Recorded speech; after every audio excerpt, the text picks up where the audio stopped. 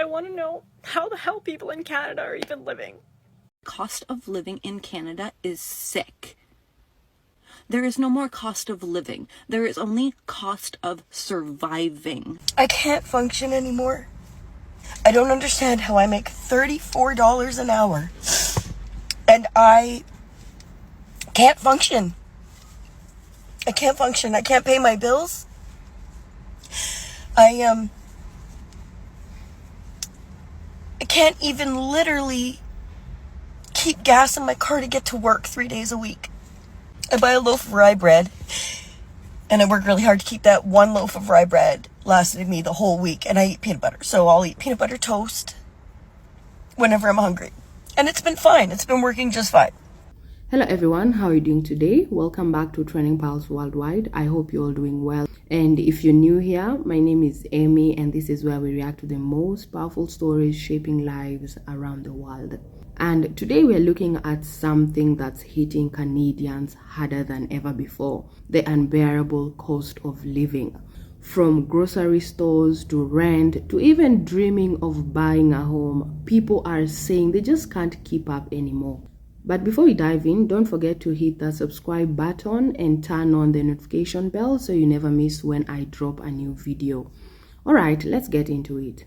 Canadians are paying 46% of their paycheck in federal taxes. I just want to break this down for you, Minister. I'm sure you know this, but people are writing to me and they don't even have an incentive to go to work or work overtime.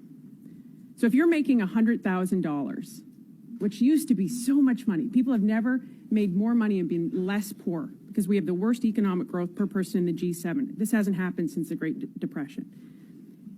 And you take on an extra $30,000 of overtime. I'm just going to put this into context for people. So if you go and you make $130,000 in overtime, you're going to pay $22,000 in federal tax. So now you've destroyed their purpose because you've demoralized them by hiring outside consultants, and you're taking away their incentive to go to work on their paycheck. I'm good with that. That's fine. But last week, I guess I was a little extra hungry a couple days, so I had toast in the morning and toast in the evening, which that's not in my budget. So I ran out of bread on like the Thursday or even the Friday, I don't know. Either way, at 47, I had to see if my mother could buy me a loaf of bread so that I could eat for the weekend before my daughter got home. I don't understand why things are so hard right now.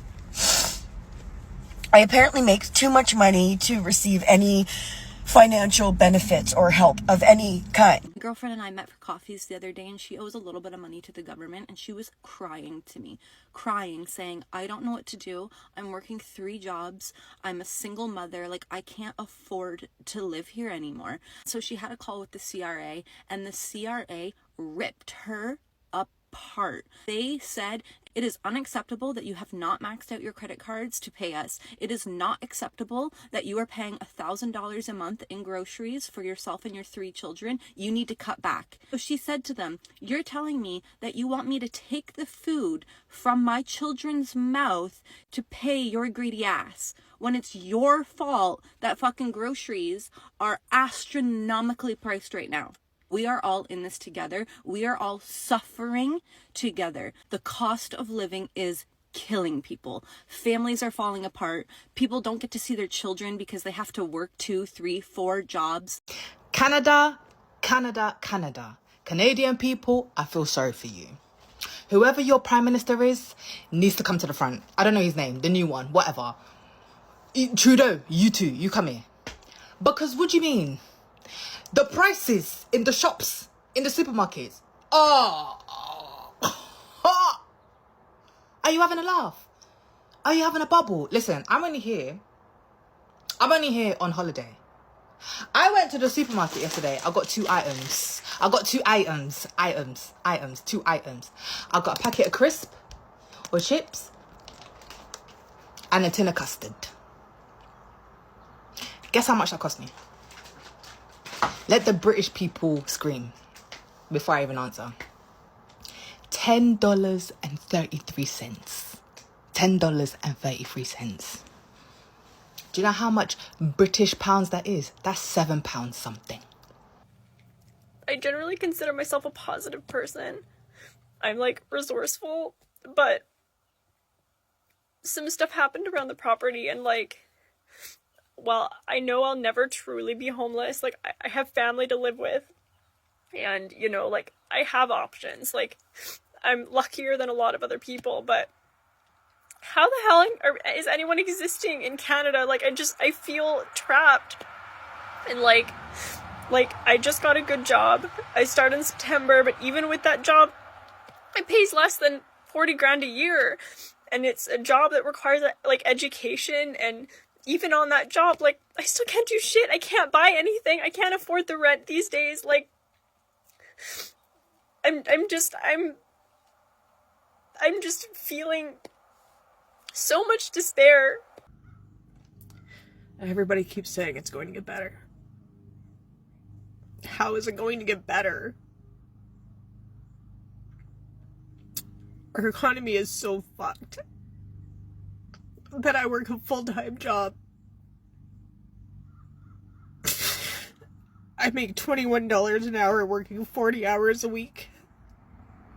I have no extra expenses, no bills out of my living. I have one credit card that's max because I've lived off of it, but other than that, I don't have cable. I haven't had cable in 10 years. We have cell phones, but, you know, that's required to live on. But other than that, nothing extra. On paper, my bills are $2,701. My income is $2,710. Do the math. $9 a month before I pay for food, gas, car repairs. As you've just seen, the frustration across Canada is real, and it's heartbreaking. Almost half of Canadians now say they're struggling just to cover their daily expenses. And we are not talking about extras or luxuries here. No, we are talking about rent, food, and basic bills. And young adults are some of the hardest hit. Many are working full-time jobs, some even 2 jobs or even 3. And yet they still say they can't afford to live comfortably. And after rent and groceries, there's barely anything left. And even sometimes paying those groceries is a problem. Now, housing is the biggest challenge of all. The average home costs more than 9 times the average household income. And that has pushed homeownership out of the reach for millions of Canadians, leaving them stuck in a rental market where prices just keep rising. And for those who can't afford rent hikes, it means moving back home with parents, or even considering leaving cities they love, or even becoming homeless at the worst scenario. Then there's food. Families say their grocery bills have doubled or tripled. Parents are skipping meals just so their kids can eat. And that shows just how deep this crisis has gone. And the mental health impact is undeniable. People are stressed, they are anxious and worried about how long they can keep this up. And yes, the government has made some moves like tax breaks and scraping the consumer carbon tax to ease the pressure, but many say it doesn't go far enough.